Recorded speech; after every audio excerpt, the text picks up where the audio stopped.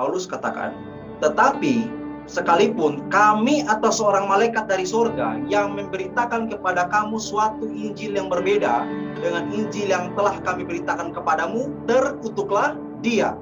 Ayat yang ke-9, seperti yang telah kami katakan dahulu, sekarang kukatakan sekali lagi, jikalau ada orang yang memberitakan kepadamu suatu Injil yang berbeda dengan apa yang telah kamu terima, terkutuklah dia. Sekalipun malaikat beritakan Injil yang palsu, Injil yang beda, Paulus katakan terkutuklah dia.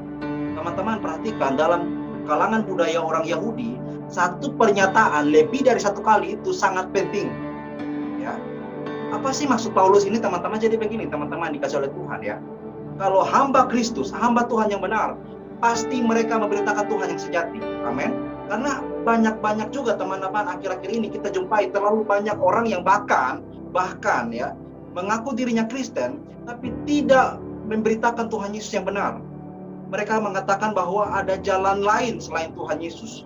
Kita bisa selamat teman-teman tanpa Tuhan Yesus. Benarkah begitu? Mungkin kita boleh berpikir di sini ya. Saya coba bertanya kepada teman-teman. Teman-teman, bisakah kita selamat tanpa Tuhan Yesus? Misalkan nih teman-temannya, kita semua memang adalah orang yang berdosa, orang yang harus mati layak binasa, masuk neraka. Tetapi yang selamatkan kita tidak perlu Tuhan Yesus, cukup dengan kita berbuat baik, cukup mungkin dengan jasa tenaga kita. Bisakah kita selamat? Ada yang bisa jawab? Tidak. Bisakah kita selamat tanpa Tuhan Yesus? Itu dulu. Tidak.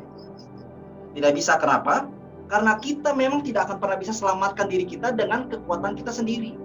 Kita orang berdosa, dan teman-teman tahu bahwa ya ini pengajaran bagi kita sebagai kita anak-anak muda ini mengerti teman-teman ya.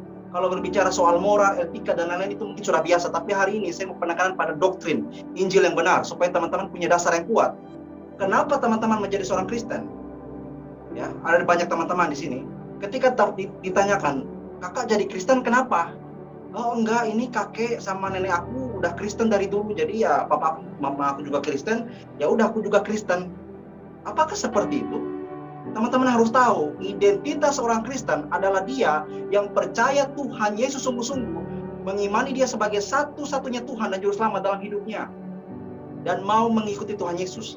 Teman-teman mungkin yang hanya hari ini mungkin beragama Kristen, tapi dalam hidup mungkin tidak pernah sungguh-sungguh dengan Tuhan Yesus ya. Saya mengingatkan bahwa teman-teman bukan Kristen, teman-teman hanya beragama Kristen, tapi bukan Kristen. Jadi malam hari ini teman-teman, kita harus direnungkan atau ditegaskan bahwa Injil yang sejati adalah di mana kita percaya sungguh-sungguh keselamatan hanya di dalam nama Tuhan Yesus. Atau di dalam Tuhan Yesus saja teman-teman. Tidak ada jalan lain. Tidak ada cara lain. Teman-teman ya, teman-teman mau berbuat baik gila-gilaan pun, Nabi Yesaya pernah katakan dalam kalau tidak salah Yesaya 64 ayat 6, saya tidak tulis slide ya.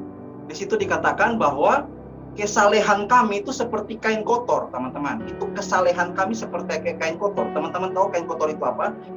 Kitab Yesaya itu teman-teman ditulis 700 tahun sebelum Tuhan Yesus lahir, dan kain kotor yang dimaksudkan di sana adalah merujuk kepada kain pembalut wanita zaman itu.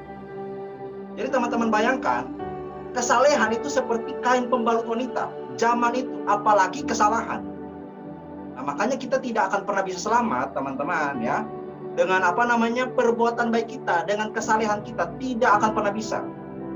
Jalan satu-satunya adalah Dia yang tidak berdosa, yaitu Allah sendiri datang menjadi manusia, Tuhan Yesus, tebus kita dan selamatkan kita. Itu satu-satunya jalan.